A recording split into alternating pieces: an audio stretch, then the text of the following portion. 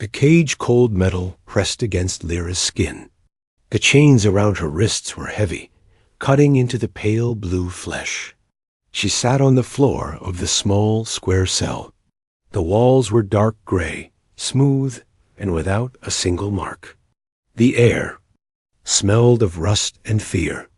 Somewhere far away, a deep hum of the ship's engines vibrated through the floor. She had been here for days. Or maybe weeks. Time had lost its shape. Her eyes stayed on the floor, but her mind replayed the same stories she had heard as a child, stories about humans. They were tall, strong, and brutal. They had sharp teeth and strange eyes.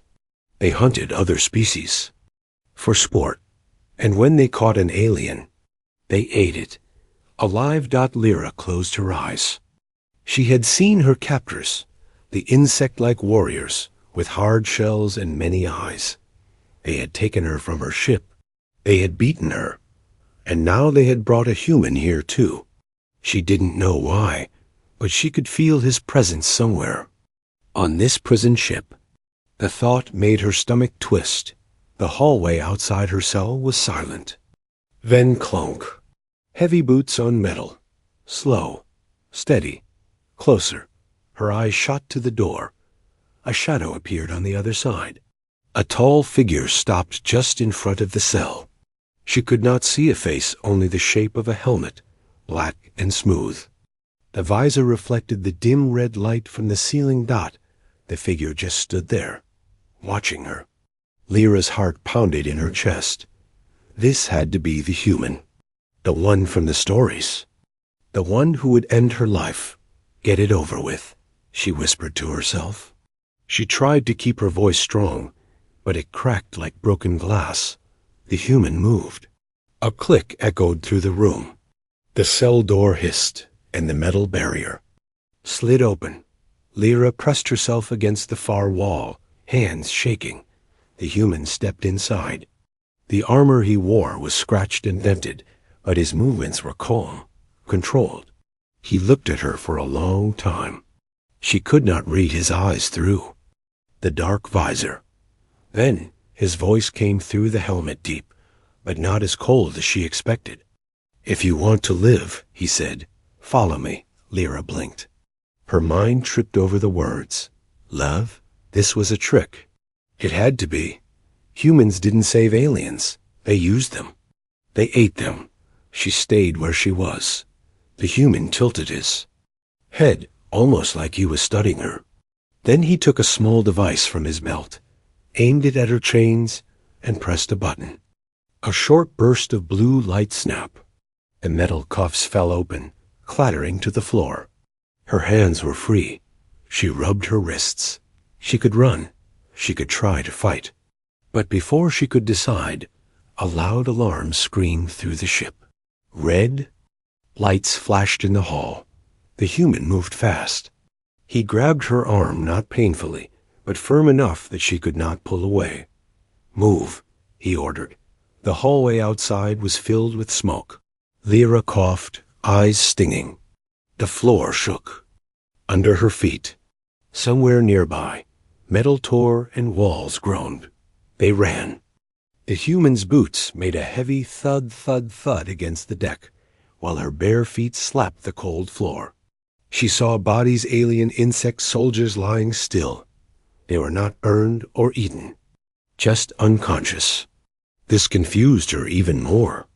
Turned a corner and came to a tall, round door. The human slammed his hand on a control pad. The door slid open to reveal an airlock chamber. He pulled something from the wall, a helmet, shaped to fit a head smaller than his own, and pushed it into her hands. Put it on. Now. She hesitated. Her people's helmets were different. What if this was another trap? She looked up at him.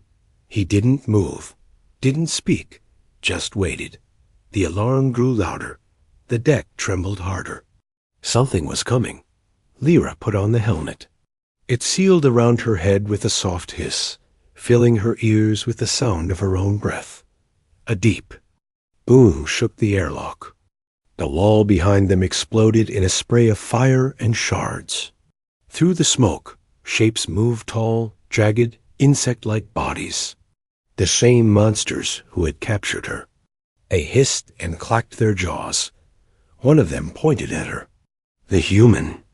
"We'll eat you last," it hissed in her language.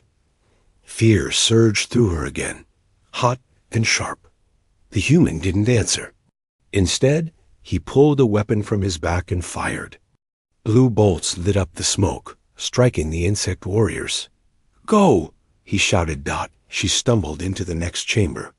The human was right behind her, firing as the door slid shut between them and the attackers. For a moment, all she could hear was her own heartbeat inside the helmet. Then, the floor tilted. The chamber shook as if something massive had detached from the ship. The human dropped into the pilot's seat of a small shuttle and started, pressing buttons in a rapid rhythm. Lira clung to the wall. She didn't understand. He had freed her. He had fought the insect warriors. He had not hurt her yet. But why?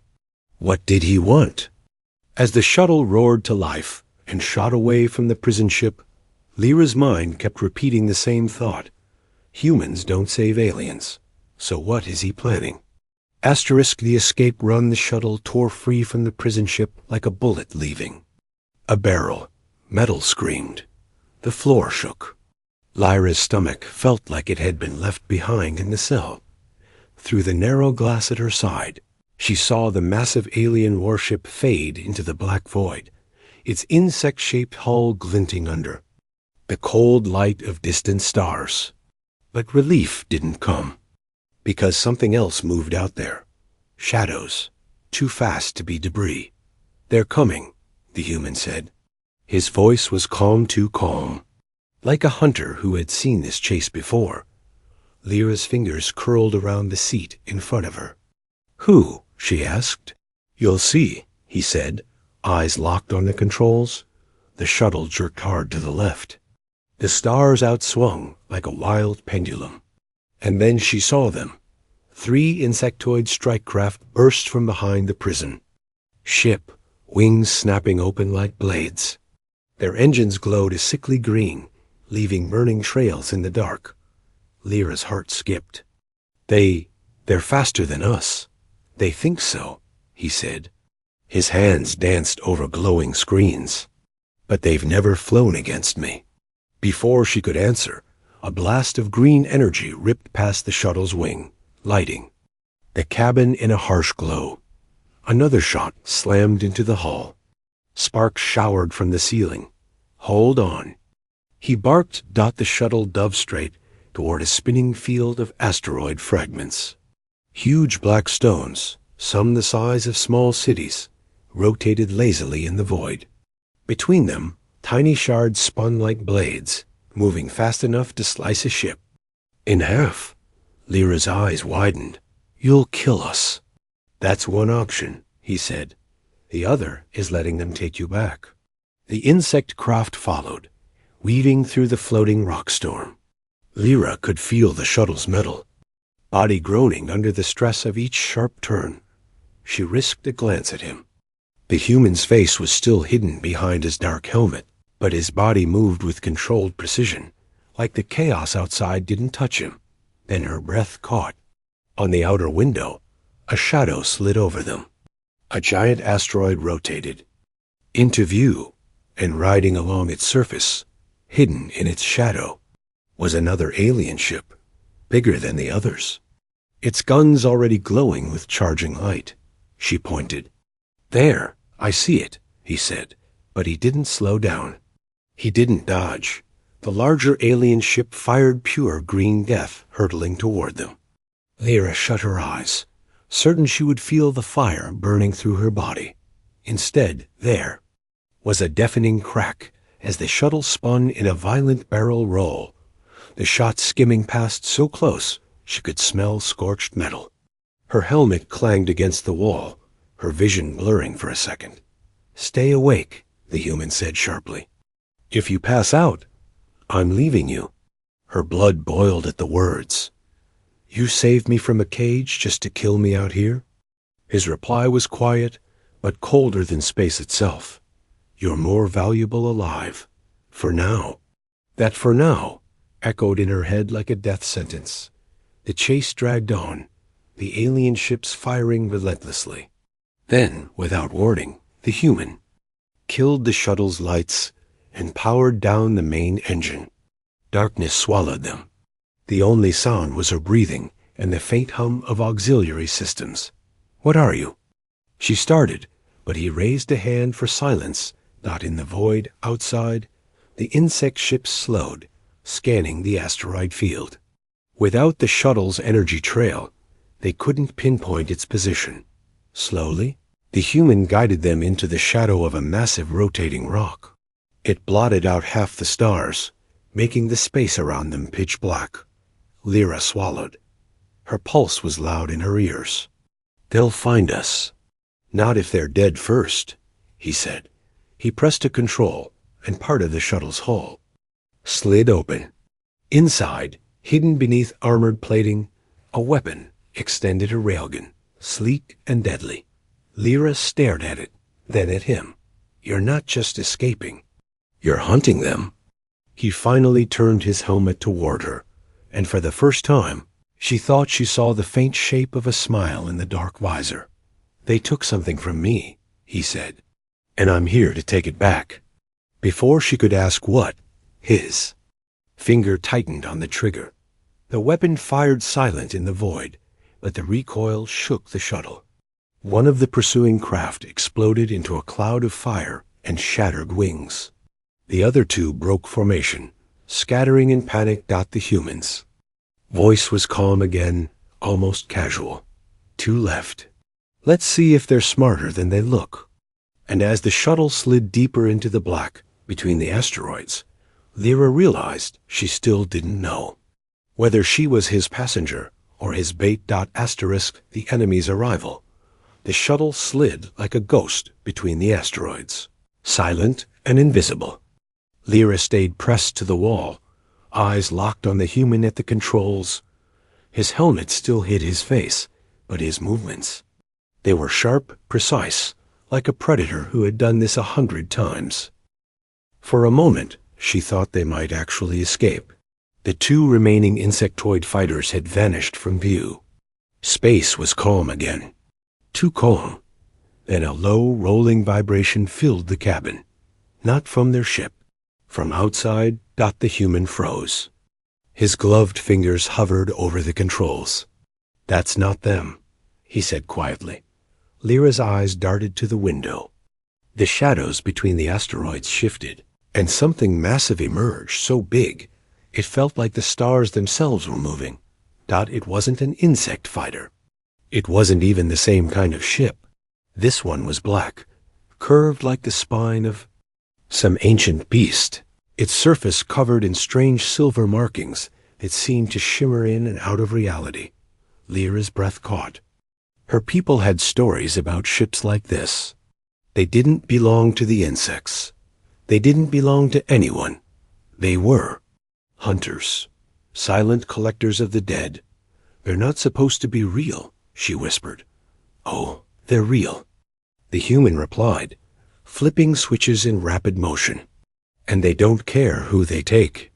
As the dark ship turned toward them, rows of glowing blue eyes lit up along its hull, eyes that weren't mechanical.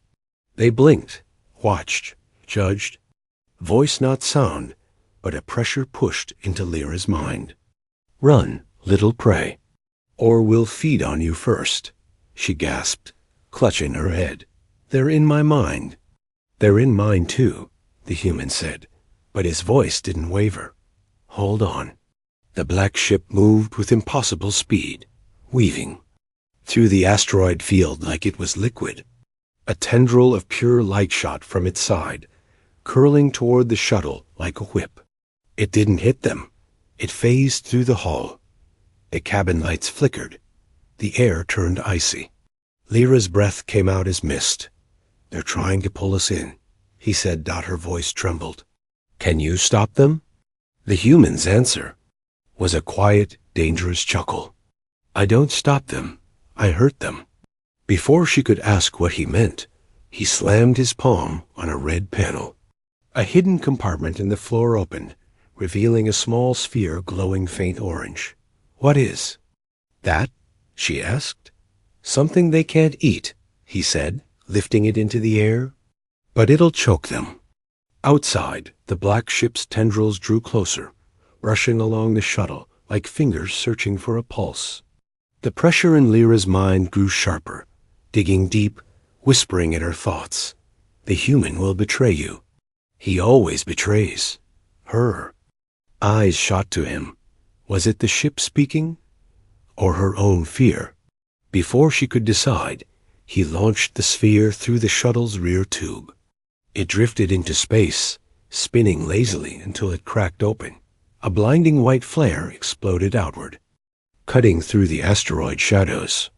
The black ship screamed not through sound, but through the air, the metal, even her bones. The tendrils recoiled, thrashing like wounded snakes. The human didn't wait. He threw the shuttle into a dive, engines roaring back to life. The asteroid field blurred past them as he pushed the ship to its limits. But in the reflection of the glass, Lira saw it. The black ship wasn't dead. It was following Dot, and this time it was smiling. Asterisk the flight. The shuttle screamed through the asteroid field, every twist and turn shaking Lyra's bones. Behind them, the black hunter ship followed, not rushing, not firing, just watching. Like it knew they couldn't escape forever. Lira gripped the side rail, her eyes locked on the human's helmet.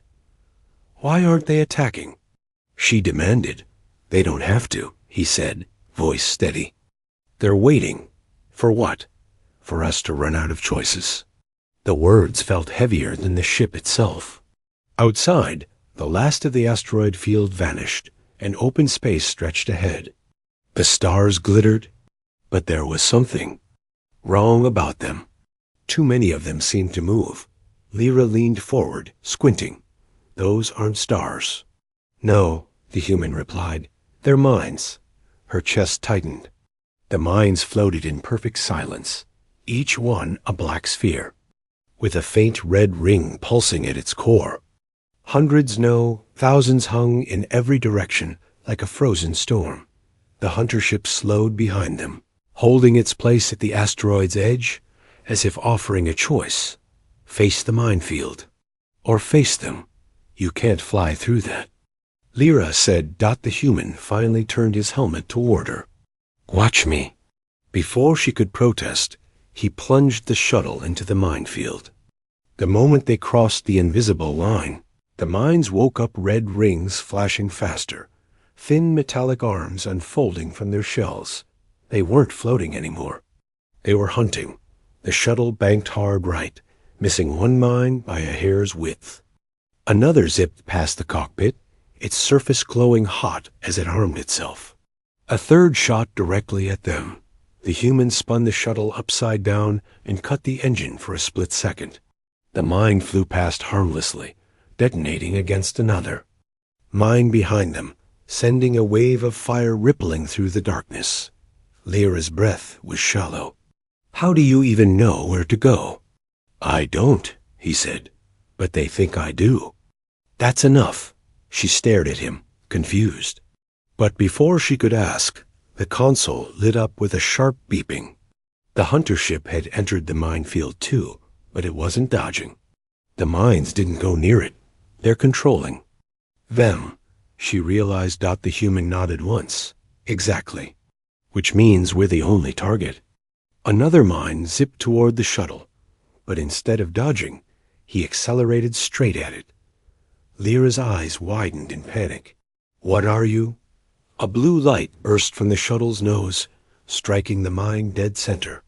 It froze in place, lights flickering, then powered down. "You can disable them?" she asked. "Only if I get close," he said, already steering toward another. "Close enough that if I miss, we're dust." The hunter ship was closing in, and now Lira could see something strange. Its surface was splitting open. The silver markings she'd seen earlier weren't just paint. They were living things. Thousands of small, eel-like creatures slithered free from the hull, swimming through space toward them. "They're sending boarders," the human said flatly. "We've got about 90 seconds. Lira felt her throat go dry. "And if they get inside?" "Then," he said, "you find the nearest airlock and open it while you still can breathe." The way he said it, it wasn't a joke. He slammed the throttle forward. Mines zipped past in flashes of red light, exploding behind them in bursts of heat and pressure. The hunter ship stayed in pursuit, patient and relentless. The eel-like creatures were gaining fast. Lyra's mind screamed at her to ask the question she'd been holding back since the cell. But the words came out before she could stop them. "Why me? Why did you save me?" For a long moment, there was only the sound of the engines and the rising alarm from the sensors. Then his voice came low and quiet, like he was speaking to himself. "Because you're not the one they want." Before she could ask who they were, the shuttle burst out of the minefield and straight into a roaring wall of electric storms that twisted the void into a nightmare of light and shadow. He didn't slow down. The past revealed the storm, swallowed them whole. Bolts of electric light tore through the blackness, bright enough to burn her eyes even through the helmet. Clouds of charged gas rolled like ocean waves, glowing in shades of blue and gold. The shuttle shook under the violent pressure, metal creaking like a living thing in pain. The hunter ship followed, its black hull flashing with the storm's light. The eel-like creatures swam around it, unfazed by the chaos. Lira clung to her. "Seat, you'll kill us flying in here." She shouted over the roar. "That's the plan," he said, "but only for them." The shuttle dove through a glowing rift, skimming so close to a lightning arc that static crawled along the glass. The human's hands were steady on the controls, his breathing slow.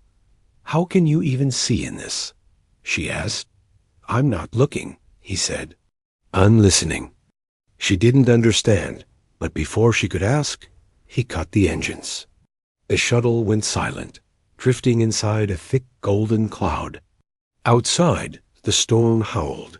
For the first time since she'd met him, he removed his helmet. His face was younger than she imagined, but marked with scars that told a long story. His eyes, they weren't the eyes of a soldier. They were the eyes of someone who'd lost too much. "You wanted to know why I saved you," he said. Lira nodded slowly. "You weren't on their list," he continued. "Not yet. You were bait. They wanted me here. They've been hunting me. For years." Her pulse quickened. "Why? What did you do to them?" His gaze drifted to the storm outside. "I killed one of their gods." The words hit her harder than the turbulence. She stared at him, unsure if he was insane or telling the truth. "Gods?" She echoed. "They're not gods," he said, almost spitting the word. "But they think they are, and they don't forgive." Lightning cracked nearby, lighting the inside of the cabin for a heartbeat. In that flash, Lira saw movement something, crawling along the outer hull of the shuttle. "They found us," she whispered. "He didn't even look." "I know. We've got maybe 2 minutes before they cut through." Her voice shook. "Then why are you sitting here talking to me?" "Because once they're inside," he said, locking eyes with her, "you need to know the truth, so you can decide who you're more afraid of, them or me." Her breath caught. "Why would I be afraid of you?" His lips curved in a faint, humorless smile.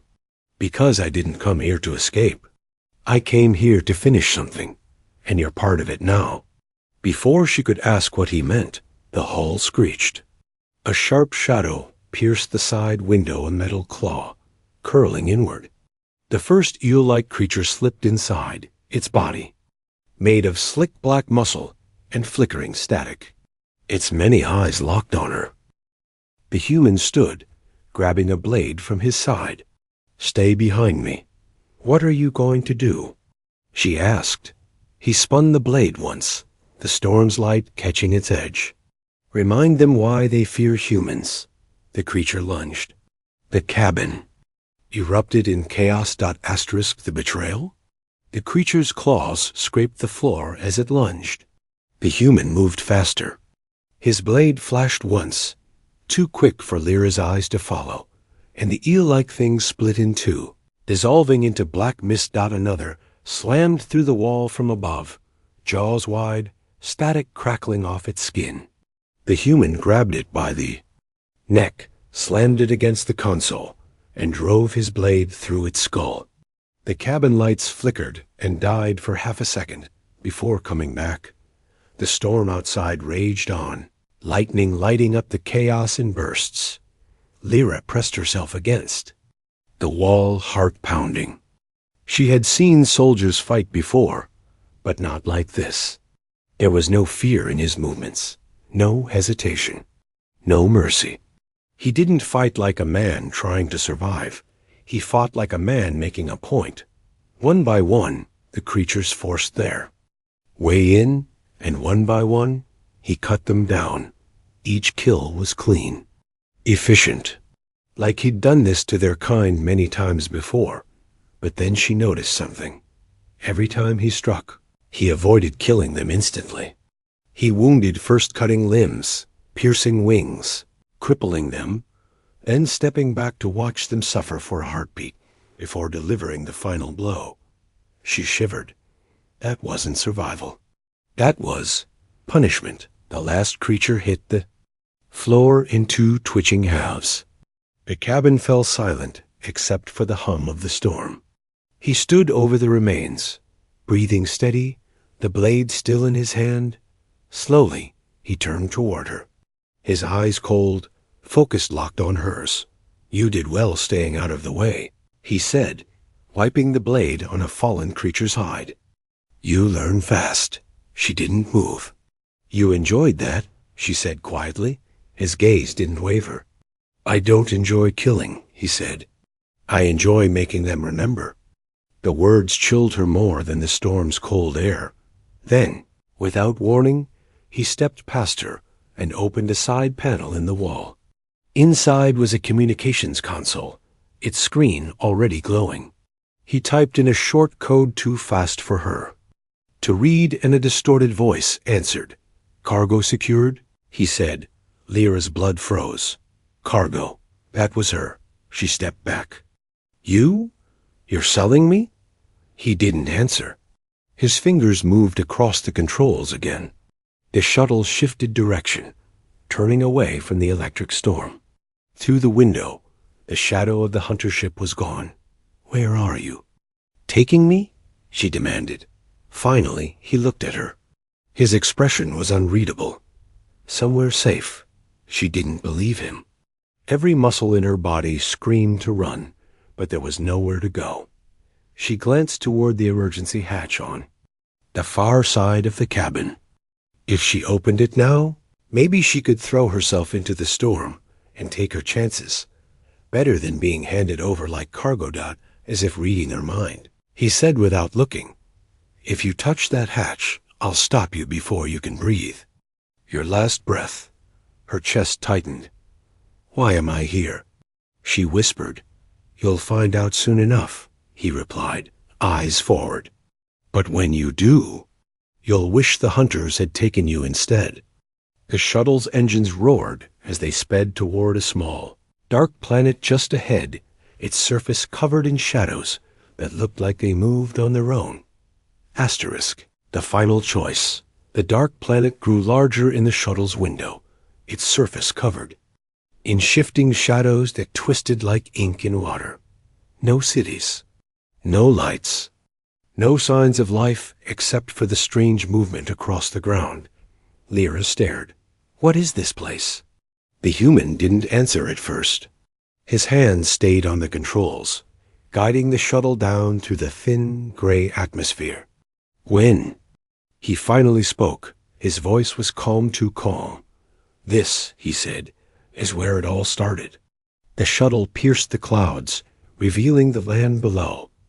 Endless plains of black stone, cracked and steaming, with pools of glowing blue liquid scattered like veins of fire.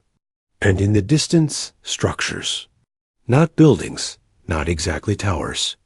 Of bone-white material, twisted and jagged, each one hundreds of meters high.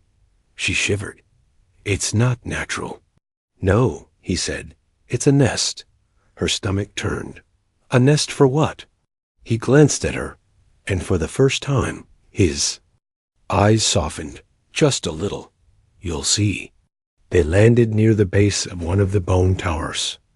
The shadows on the ground thickened, gathering around the shuttle like curious animals. Lira could hear faint whispers, not from outside, but inside her head. Words she couldn't quite understand. The human stood, grabbing his rifle and a small metal case from the wall. Stay close.